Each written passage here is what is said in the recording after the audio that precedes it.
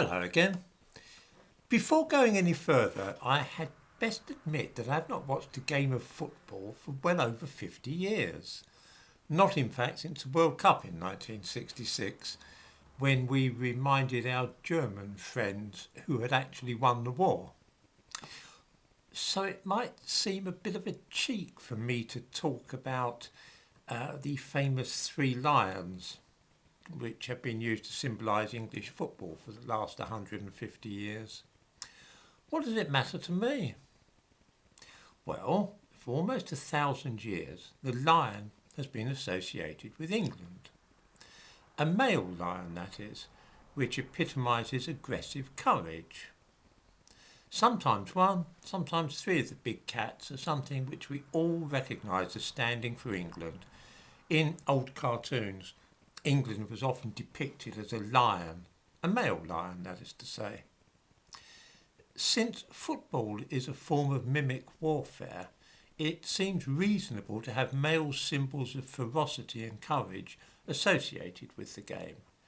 The idea of having instead a mummy lion, a daddy lion and a little baby lion is inevitably being advanced in the interest of increasing diversity and encouraging inclusion.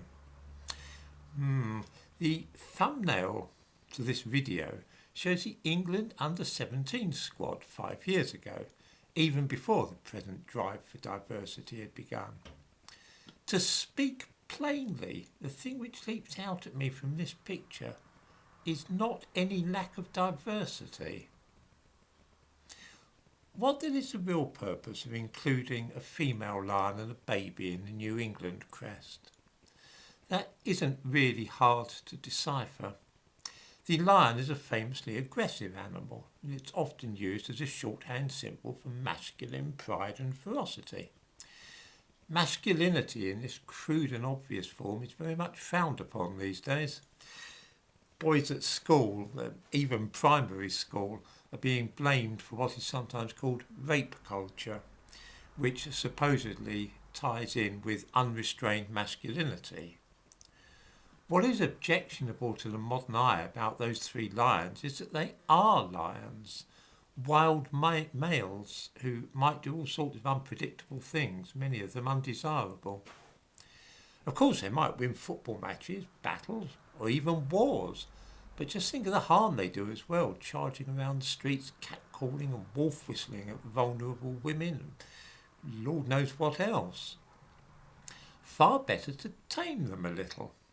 Having the mummy lion and baby with him will certainly help that lion calm down a bit. It will steady him a little once he's a family lion. Perhaps he won't be quite so keen on winning then.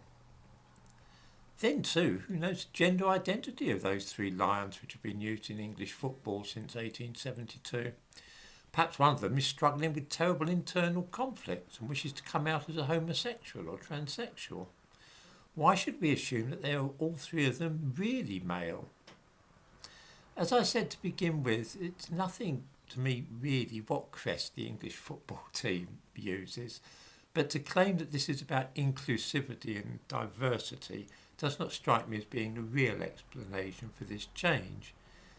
I think it's far more likely to be part of the general campaign against maleness and masculinity, and a desire to signal to men that they should calm down a little and not see themselves as pack animals or fierce predators, but rather as part of gentle and polite families instead.